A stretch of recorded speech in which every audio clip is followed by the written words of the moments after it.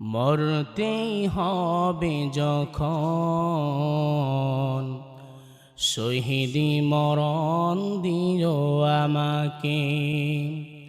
মরতেই হবে যখন,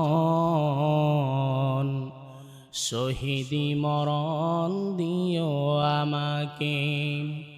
শাহাদাতে জানি শুধুই জীবন, সে জীবন দিও আমাকে।